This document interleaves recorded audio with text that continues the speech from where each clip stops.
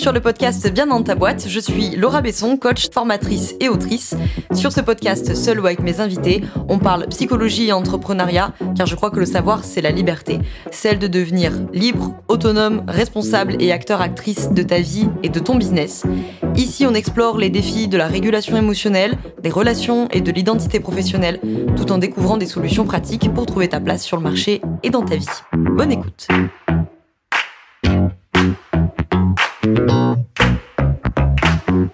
Bonjour à toi, bienvenue dans ce nouvel épisode du podcast Bien dans ta boîte. Aujourd'hui, je te retrouve avec un nouvel épisode du format GDA, qui est un format hors série pour galère d'accompagnant, où on adresse des problèmes précis que l'on rencontre quand on est professionnel de l'accompagnement.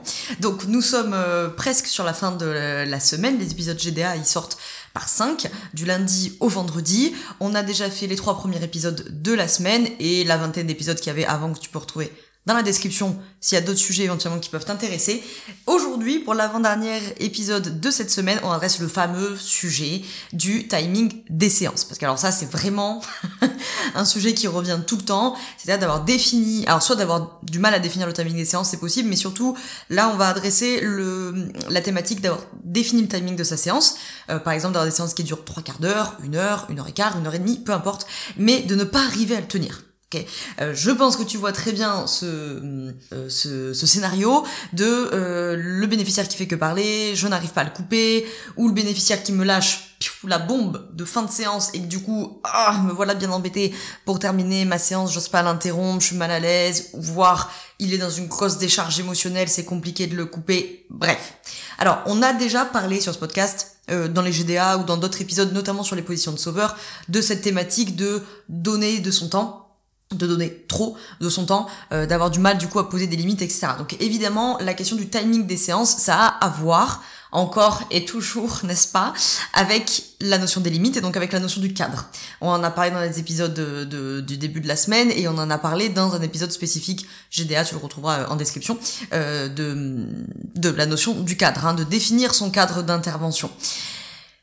Au demeurant, ce matin, enfin, je dis ce matin, tu m'écoutes peut-être pas le matin, mais moi, j'enregistre cet épisode le matin. On va voir 5 points, je regarde mes notes, ouais, c'est ça, j'ai noté 5 points, du coup, pour les pros de l'accompagnement qui se sentent concernés par ça, c'est-à-dire qui ont du mal à tenir le timing de leur séance, qui ont du mal à les terminer. C'est un des sujets les plus fréquents, les plus récurrents qu'il y a dans la formation à la posture, donc dans la formation à apprendre à être accompagnant ou accompagnante. Je t'en parle à la fin de l'épisode, mais en 2 mots, vu que la Promo 9 attaque le 27 mars, si tu es pro de l'accompagnement et que tu veux faire passer tes accompagnements à un autre niveau, que tu veux vraiment ancrer une posture pour te sentir confiante, sereine, légitime, c'est la formation qui est faite pour toi. On te met dans la description le lien vers la formation et vers l'appel découverte. C'est gratuit, ça prend 30 minutes, ça n'engage à rien, ça permet de voir si c'est fait pour toi. En attendant, je t'en reparle à la fin de cette formation, comme ça t'intéresse, tu auras le temps de récupérer des infos. On se parle du fait d'avoir du mal à tenir le timing de ses séances, de se laisser grignoter son cadre, bon, peut-être de ne pas avoir défini le cadre, c'est possible aussi, mais en quel cas, comme je te disais, voilà, on te renvoie aux épisodes qui parlent de la notion du cadre d'intervention, mais on va faire un petit rappel parce que c'est le premier point sur les 5 que j'ai envie d'évoquer dans cet épisode, c'est que le temps, le timing de la séance, ça relève du cadre de l'accompagnement, c'est pas un détail logistique. Ça fait partie du cadre, un peu à cheval entre le cadre interne et le cadre externe d'ailleurs, le timing des séances, et que on voit souvent beaucoup d'accompagnants ou d'accompagnantes ne pas vraiment l'interroger, ce timing des séances. Alors au début ça peut s'entendre, des fois on prend 3 quarts d'heure, on prend 1 heure, on prend 1 heure et demie, parce que dans mon secteur, dans mon milieu, dans ma spécialité, mes confrères et consoeurs ils font comme ça, donc je me pose pas trop la question et je fais pareil. Bon, nonobstant que du coup, c'est une partie du cadre qui n'a pas été interrogée. Je pense que c'est important que toi tu saches en dire quelque chose de pourquoi ta séance, elle dure 3 quarts d'heure et pas 1 heure, ou 1 heure et pas 1 heure et demie, ou 1 heure et demie et pas 2 heures, et que du coup tu puisses t'en dire quelque chose à toi, pour que tu puisses aussi en dire quelque chose au bénéficiaire s'il posait la question, mais même s'il pose pas la question. Quand tu vas te retrouver dans la situation du bénéficiaire, par exemple, qui a un peu une angoisse de séparation et qui donc n'est pas à l'aise avec la fin des séances et que dès que il voit que tu commences à regarder l'heure et que sous-entendu ça va être la fin de la séance, etc., il se met à parler de plus en plus vite pour pas que tu puisses l'interrompre de plus en plus, avec peut-être de plus en plus d'émotions, voire c'est le moment où il va commencer à dire des trucs qui sont vraiment très très importants, avec des infos très importantes. C'est une manière en fait de te garder dans la séance, et donc là ça va être d'autant plus difficile d'en rappeler au cadre s'il n'y a pas de cadre nécessairement, hein, si tu sais pas t'en dire quelque chose, et donc de fait que tu seras encore moins capable d'en dire quelque chose aux bénéficiaires. Donc la question du timing, c'est pas juste un créneau dans ton agenda qu'il faut respecter, c'est un élément structurant du processus d'accompagnement. Donc c'est très important. Plus le cadre il est flou, plus tu insécurises le bénéficiaire. Ça, on en a déjà parlé 1 millier de fois. Et ça vaut aussi pour le timing des séances. Tout ce qui sera zone de flou sera insécurisant pour le bénéficiaire. Et donc de fait sera aussi insécurisant pour toi, hein, de toute façon. Hein. Le timing de ta séance, il balise l'espace relationnel de l'accompagnement. C'est vraiment un point fondamental, le timing des séances. Hein. C'est pas juste, comme on disait, un détail de logistique, de savoir à quelle heure je prends ma pause déj, et je ne sais quoi. Non, ça fait partie du cadre d'accompagnement et ça balise l'espace d'accompagnement, ça balise l'espace relationnel. Donc c'est vraiment très important dans le cadre et ça va contribuer à créer une alliance solide. Donc ça fait vraiment partie des fondamentaux de la posture, de savoir définir ce timing, de savoir le tenir et de pouvoir en rappeler au cadre si ce timing n'est pas tenu. C'est pour ça que je te disais, c'est un des sujets qu'on a le plus dans la formation apprendre à être accompagnant ou accompagnante, parce que c'est vraiment, comment dirais-je, un peu symptomatique, tu vois. Le timing des séances qui est pas tenu, où t'as un espèce de phénomène récurrent comme ça, d'être tout le temps dans la même situation, tout le temps le bénéficiaire qui a l'angoisse de séparation, tout le temps le bénéficiaire qui lâche une bombe à la fin de la séance, tout le temps le bénéficiaire qui décharge ses émotions, etc., etc. Bon, ça vient de dire autre chose que quand c'est arrivé une fois en 5 ans et où, bon, bah peut-être là c'était contextuel. Quand ça arrive tout le temps, ça nous dit vraiment quelque chose du cadre et des limites. Hein. Deuxième conseil, donc, pour retenir le timing de ces séances, c'est d'annoncer et de rappeler la durée de la séance. Hein. C'est pas la peine de partir du principe que le bénéficiaire, il sait. C'est toi, le professionnel de l'accompagnement ou la professionnelle de l'accompagnement. Donc c'est toi qui tiens ce cadre-là. C'est toi qui le définis, c'est toi qui le tiens. C'est toi qui en es garant ou garante. Okay. Donc, rappeler au bénéficiaire combien de temps on va passer avec lui. C'est pas la peine au début de chaque séance de reposer tout le cadre dans les détails que tu auras posé durant ton appel découverte ou durant la première séance.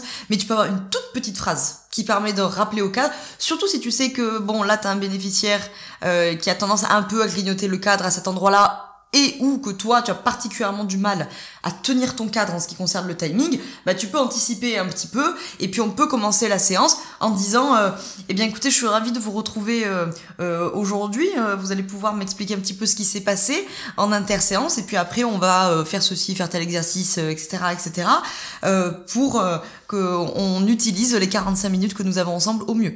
Voilà, et tu as rappelé ton cadre de on a 45 minutes, et tu n'as pas sorti une phrase comme ça, boum, de but en blanc. Hein. Alors moi, par exemple, ce qui peut m'arriver de faire, ça m'arrive pas souvent, mais ça peut m'arriver dans les fins d'accompagnement d'avoir des séances de 30 minutes.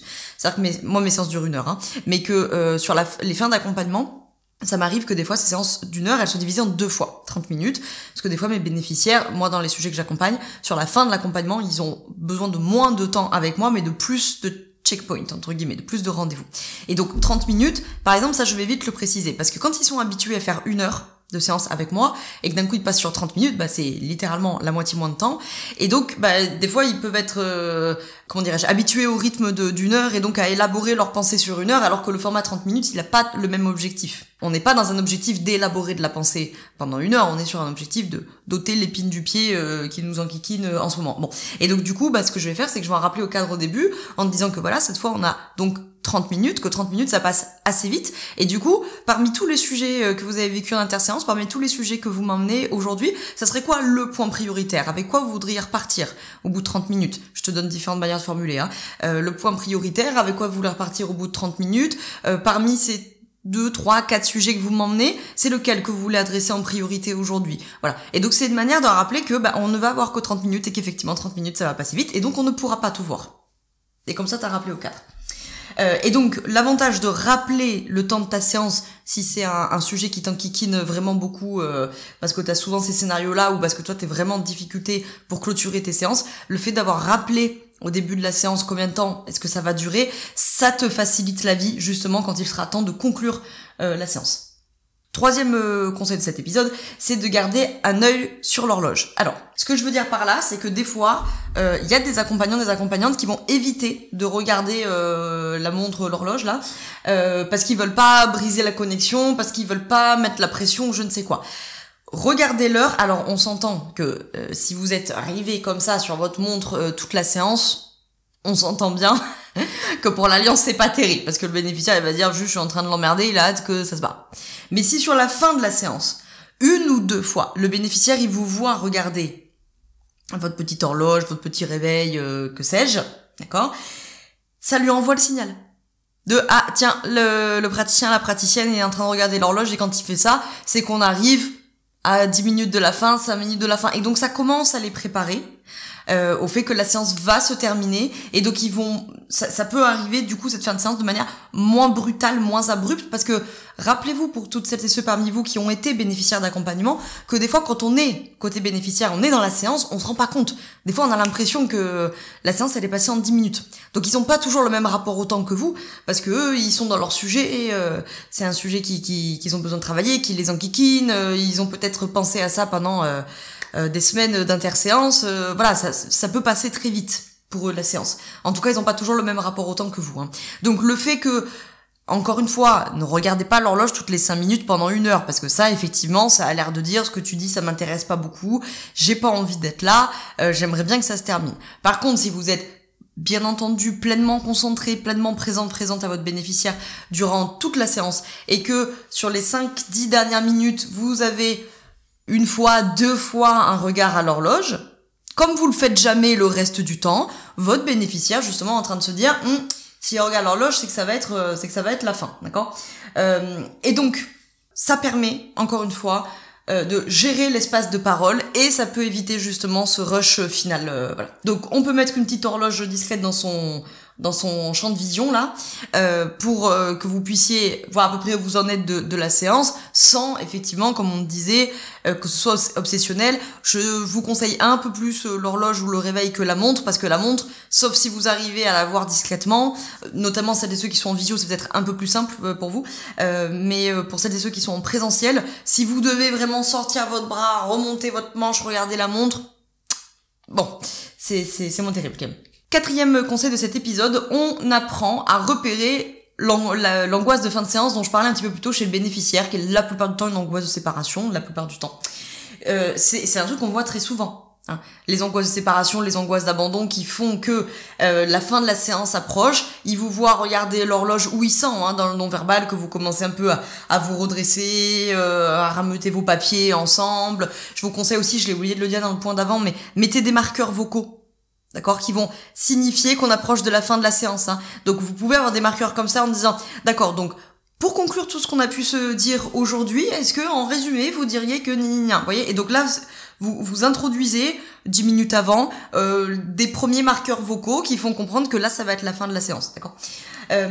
Voilà, donc ces angoisses de séparation, ces angoisses d'abandon qui font monter un petit peu la tension là, comme tourner le gaz sous une cocotte minute là, et vous sentez que la cocotte minute elle est en train de monter en pression, ils sentent que la fin de la séance approche, ils sont un peu pris par cette angoisse là, ou beaucoup pris d'ailleurs par cette angoisse là, et donc les 5-10 dernières minutes, ils commencent à s'agiter. Alors vous avez ceux qui font que parler, pour pas que vous puissiez les interrompre.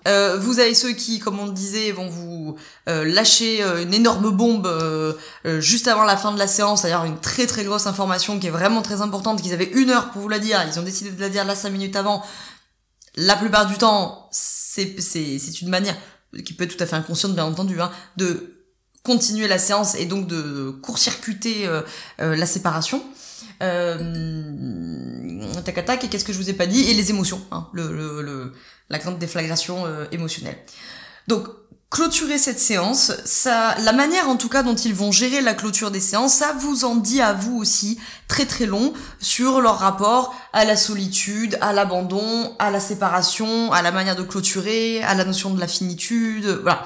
Toutes ces moments des séances, de la même manière, j'en avais déjà parlé, mais la manière dont ils rentrent en contact avec vous, dont ils démarrent les séances, dont ils démarrent les accompagnements, ça vous en dit très long aussi. Il y a quelque chose comment dirais-je, qui est très différent entre le bénéficiaire qui arrive, qui s'assoit dans le canapé, qui met les 2 bras sur pas les accoudoirs, les sièges, enfin vous savez, les dossiers, voilà. Et le bénéficiaire qui n'a même pas enlevé son manteau, qui a gardé son sac à main sous le bras et qui est assis avec une demi-fesse sur l'angle du canapé. Vous voyez, ça ne vous dit pas la même chose de la manière dont il rentre dans l'espace et dont il s'installe. Hein. Et donc de la même manière, la fin de la séance, ça vous dit aussi quelque chose. Encore une fois, je le rappelle, plutôt 2 fois qu'une, c'est pas la peine de faire de la psycho de comptoir. Hein. Voilà. Donc on évite les conclusions hâtives et la psycho du café du commerce, mais vous pouvez l'avoir dans la tête ou noter sur votre petite fiche de prise de notes, d'accord ? Si vous avez comme ça des bénéficiaires qui ont tendance 1 fois, 2 fois, 3 fois à vous lâcher une grosse info à 2 minutes de la fin et qu'après vous êtes pas bien, vous culpabilisez, vous arrivez pas à poser votre cadre, gna gna gna gna gna, on va parler de ça après en ce qui vous concerne vous. En ce qui concerne le bénéficiaire, si vous voyez que c'est un peu un schéma répétitif, je vous invite la séance d'après, quand vous voyez que vous êtes à 15-20 minutes de la fin de la séance, posez-leur la question. Bah écoutez, je vois qu'on a déjà fait les 2 bons tiers de notre séance, hein, presque 3/4 de notre séance aujourd'hui. Il nous reste environ 15-20 minutes. Est-ce qu'il y a un point essentiel que vous aimeriez qu'on aborde ensemble avant de terminer cette séance ? Comme ça, vous leur tendez éventuellement la perche pour que le sujet qu'ils ont gardé toute la séance, parce que des fois, c'est pas par angoisse séparation, hein, des fois, c'est par une très très grande difficulté à parler, ce qui peut vous interroger sur l'alliance. Alors si c'est la première séance, c'est normal, mais si c'est la 6e, 7e séance et que vous voyez que votre bénéficiaire, il attend toujours la fin pour vous sortir une info importante, il y a la question de l'angoisse séparation à interroger et il y a la question de l'alliance, c'est-à-dire comment ça se fait qu'ils se sentent pas en confiance pour m'en parler avant. Ça vaut le coup de se poser la question. Et donc le 5e et dernier conseil de cet épisode, c'est justement clôturer les séances avec fermeté. Bienveillance, bien entendu, mais fermeté. Donc ça de votre côté à vous qui va renvoyer vous à encore une fois, votre capacité à définir votre cadre, à le tenir et à poser vos limites. Donc, évidemment, le bénéficiaire, il peut avoir peur de parler, il peut avoir peur d'être abandonné, il peut avoir peur de la séparation, il peut avoir peur d'être seul, il peut avoir peur de plein de choses. Vous, en tant que pro de l'accompagnement, vous pouvez aussi être prise par une angoisse de séparation, c'est possible aussi, hein, par des angoisses de rejet plutôt, d'exclusion, par vos constructions du monde qui peuvent vous dire que vous n'en avez pas donné assez, hein, si vous êtes pris plutôt par des constructions d'insuffisance, que vous n'avez pas passé assez de temps, que vous n'avez pas donné assez de conseils, que vous n'avez pas donné assez de solutions, que vous n'avez pas donné assez d'informations. Bon, ces constructions d'insuffisance qui pourraient vous emmener, vous, pas le bénéficiaire, vous, à grignoter votre propre cadre et à faire durer la séance plus longtemps. Des fois, on est un peu pris par ce truc comme ça de se dire « Non mais je vais continuer juste 5-10 minutes parce que les 5-10 minutes qui viennent, je vais avoir l'éclair de génie, l'information, le déclic qui va faire que la séance, elle va passer d'une bonne séance à la séance, waouh, qui aura vraiment transformé la vie du bénéficiaire. » Bon, encore une fois, tenir votre cadre, c'est aussi prendre soin de l'alliance. On l'a déjà dit 45 fois. Donc, vous pouvez très bien arrêter votre bénéficiaire, même quand il est dans un flux de parole, là, parce que c'est la fin de la séance. Et, enfin, c'est pas vous pouvez, c'est tenez votre cadre. C'est à vous de tenir cet espace-là, en fait. Comme on l'a dit au tout début, ça balise l'espace relationnel et l'espace d'accompagnement. Donc, si vous n'êtes pas en mesure de tenir cet espace-là, quand vous avez des bénéficiaires qui vont plutôt bien, c'est une chose, mais alors quand vous avez des bénéficiaires qui sont vraiment en difficulté psychique, qui sont vraiment en insécurité, vous allez faire monter encore plus l'insécurité parce qu'ils vont sentir que vous n'êtes pas nécessairement une base sécure sur laquelle ils peuvent s'appuyer et qui va tenir son cadre quoi qu'il arrive. Hein. Donc, vous pouvez tout à fait dire ça, bien sûr, vous devez dire ça avec assurance, certes, mais bien sûr avec douceur, bien sûr avec empathie, bien sûr avec bienveillance, mais tout ça n'empêche pas la fermeté. De dire, bah écoutez, je constate que effectivement ce sujet c'est vraiment quelque chose de très important pour vous et qui génère vraiment beaucoup d'émotions aujourd'hui.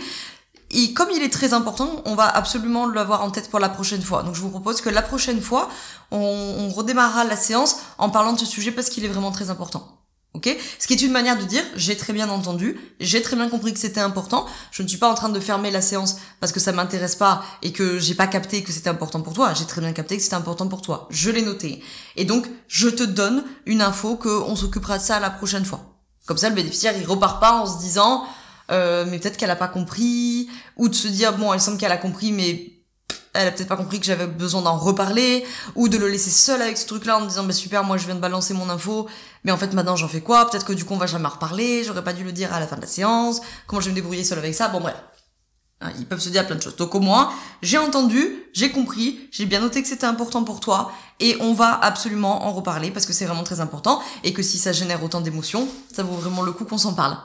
Mais on s'en parlera la prochaine fois, parce que pour aujourd'hui, on est arrivé au terme de notre heure de séance ou de notre 3/4 d'heure ou que sais-je.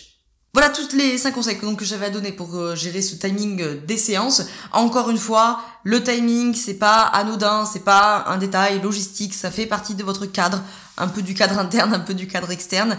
Et donc c'est votre responsabilité à vous d'en rappeler au cadre et de tenir votre cadre. Et évidemment, accompagner le bénéficiaire à pouvoir naviguer dans les cadres qu'il connaissait et qu'il a consenti d'investir, si je pourrais dire ça comme ça. Encore faut-il qu'il puisse s'appuyer sur ce cadre. Vous voyez, moi c'est des fois un truc un peu qui peut pas m'agacer, c'est fort, même chiffonner un petit peu, c'est que des fois j'entends beaucoup ce truc de oui mais le bénéficiaire il est responsable de respecter le timing des séances. Alors oui, nonobstant, faut-il que le timing des séances soit précis déjà pour vous, faut-il que vous déjà soyez en mesure de tenir votre cadre et de le maintenir. C'est-à-dire que votre travail, pour certains d'entre vous en tout cas, consiste aussi à accompagner ces bénéficiaires dans des postures d'adultes transactionnels. Vous reformulez ça, vous traduisez ça avec d'autres mots si l'analyse transactionnelle fait partie de vos outils, mais de l'attachement sécure, bref. Ok, ce sont des objectifs communs que nous avons avec différents vocabulaires. Donc, votre bénéficiaire, c'est sa responsabilité, etc. Oui, encore faut-il qu'il soit en mesure de les prendre, ces responsabilités. Et donc, pour ça, il faut qu'il puisse s'appuyer sur un cadre qui est solide, qui va servir de base sécure temporaire, le temps que lui soit capable de construire la sienne, de l'intérioriser et donc d'être effectivement en adulte transactionnel et en responsabilité totale de ce qui se passe. Je vous dis pas ça pour les déresponsabiliser, je dis ça pour que vous ne puissiez pas vous déresponsabiliser, que vos bénéficiaires, ils ont besoin de s'appuyer sur un cadre solide qui fasse base sécure de manière temporaire, le temps de construire la leur et d'intérioriser la leur, et que cette base sécure temporaire, solide, ferme, c'est votre cadre.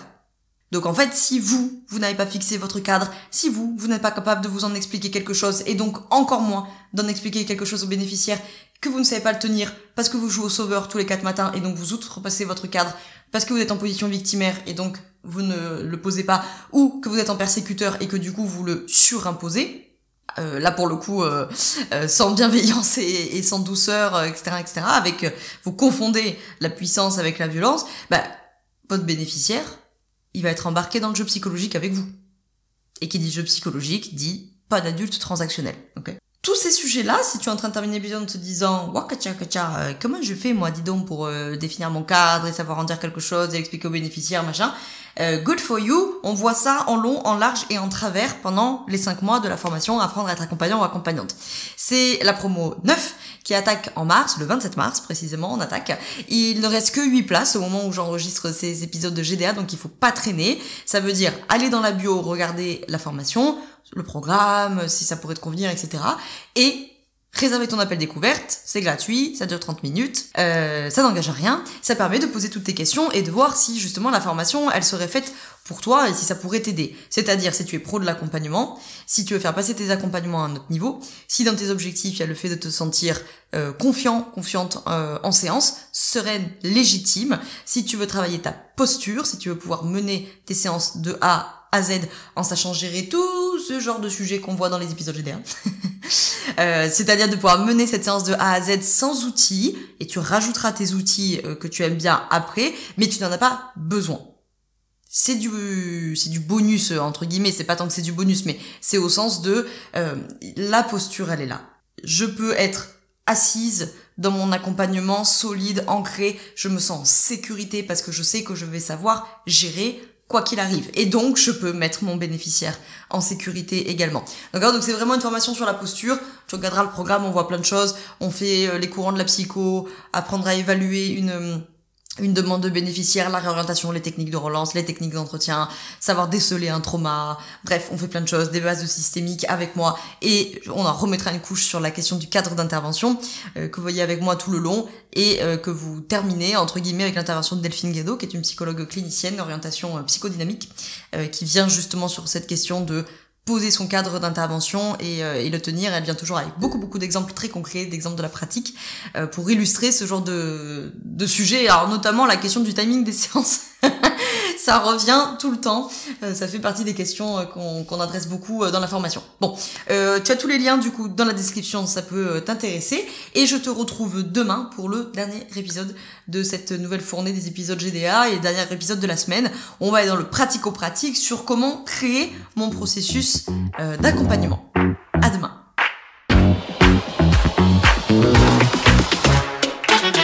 Je te remercie d'avoir écouté cet épisode jusqu'au bout. Tu peux retrouver l'ensemble des informations et des liens en description de cet épisode. Si tu as des idées, des suggestions ou si tu as tout simplement aimé cet épisode et que tu veux me le dire, direction Apple Podcast pour laisser un commentaire et 5 étoiles. C'est ce qui permet au podcast d'aider plus de personnes et ça permet aussi de me soutenir. Tu peux aussi partager cet épisode à un entrepreneur ou une entrepreneuse qui pourrait en avoir besoin. Je te souhaite une très belle journée ou une très belle soirée selon quand tu m'écoutes et surtout, je te souhaite d'être bien dans ta boîte. Ciao, ciao.